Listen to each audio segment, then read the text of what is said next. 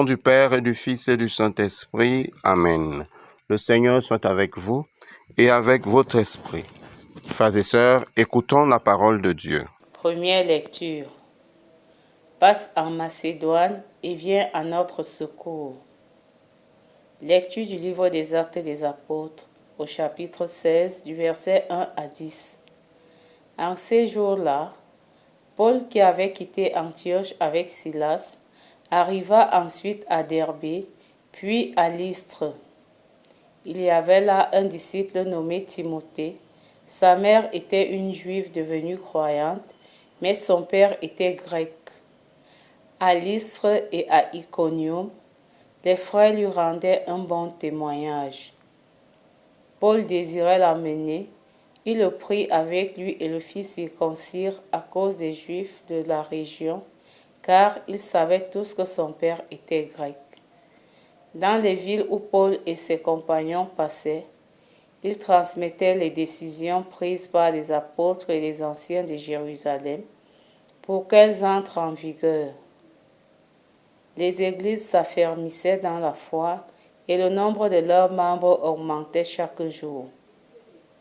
Paul et ses compagnons traversèrent la Phrygie et le pays des Galates, car le Saint-Esprit les avait empêchés de dire la parole dans la province d'Asie.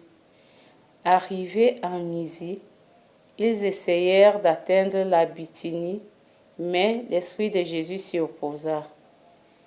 Ils longèrent alors la Mysie et descendirent jusqu'à Troie. Pendant la nuit, Paul eut une vision. Un Macédonien lui apparut debout, qui lui faisait cette demande. Passe en Macédoine et viens à notre secours. À la suite de cette vision de Paul, nous avons aussitôt cherché à partir pour la Macédoine, car nous en avons déduit que Dieu nous appelait à y porter la bonne nouvelle. Parole du Seigneur. Nous rendons grâce à Dieu. Acclamez le Seigneur, terre entière. Acclamez le Seigneur, terre entière. Servez-le dans l'allégresse. Venez à lui avec des chants de joie. Acclamez le Seigneur, terre entière. Reconnaissez que le Seigneur est Dieu. Il nous a fait et nous sommes à lui. Nous, son peuple, son troupeau. Acclamez le Seigneur, terre entière. Oui, le Seigneur est bon, éternel est son amour, sa fidélité demeure d'âge en âge. Acclamez le Seigneur, terre entière.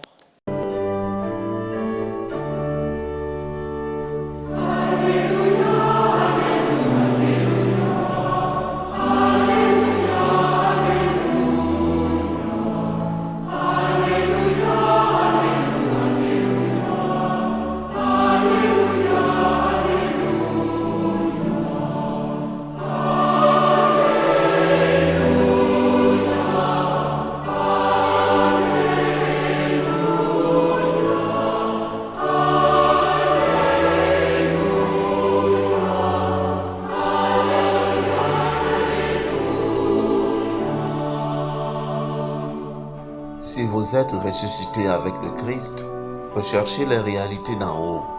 C'est là qu'est le Christ, assis à la droite de Dieu.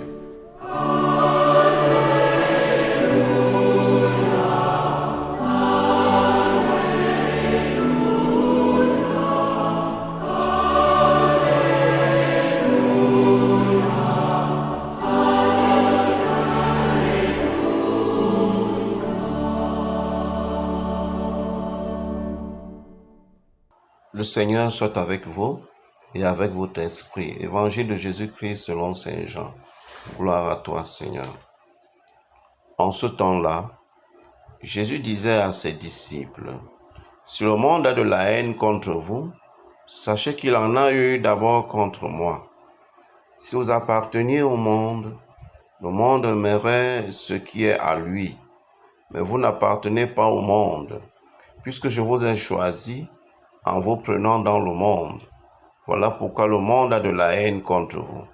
Rappelez-vous la parole que je vous ai dite. Un serviteur n'est pas plus grand que son maître. Si l'on m'a persécuté, on vous persécutera, vous aussi. Si l'on a gardé ma parole, on gardera aussi la vôtre.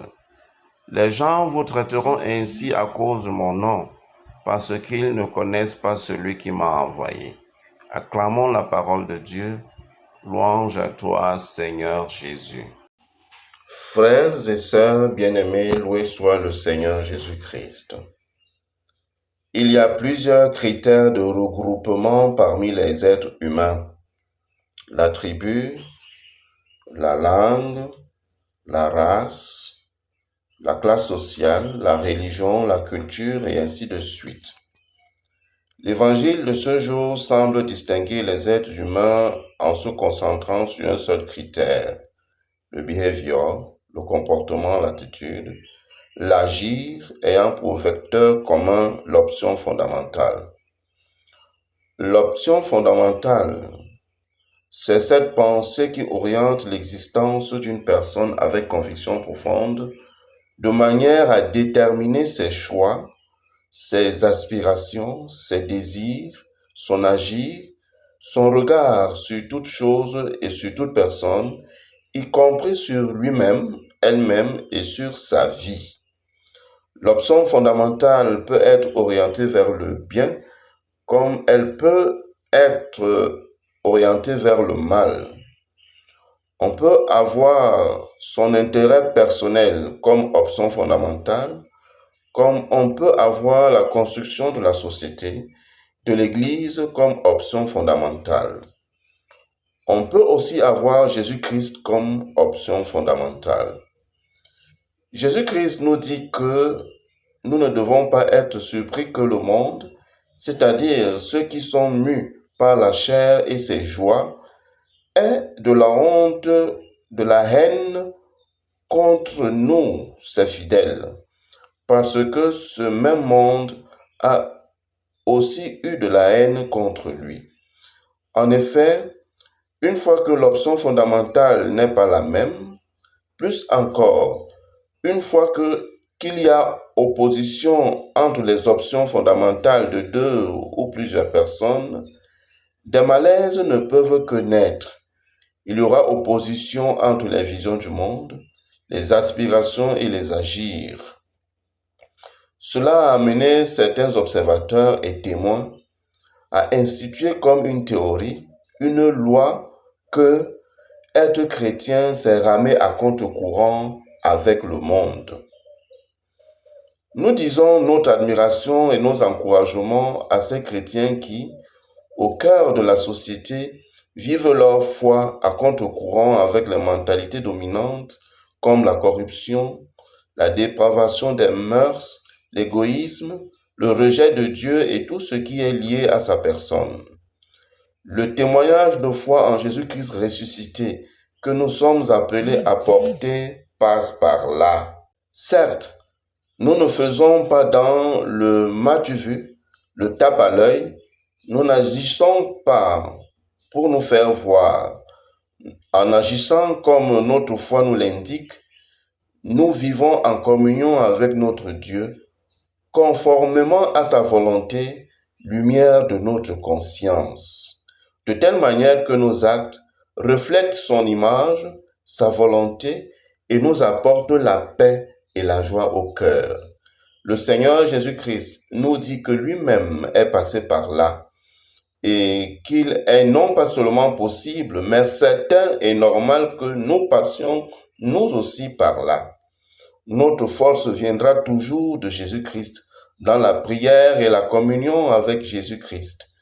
C'est des moments où il faut beaucoup rechercher sa grâce et sa présence, même s'il semble absent. Seigneur Jésus-Christ, merci de nous éclairer et de nous soutenir dans notre marche vers toi. Donne-nous de savoir en profiter. Que l'Esprit Saint ne nous fasse jamais défaut. Amen. La première lecture nous montre comment les apôtres orientaient leur mission et l'organisaient suivant l'émotion de l'Esprit Saint et non suivant leur propre vision des choses.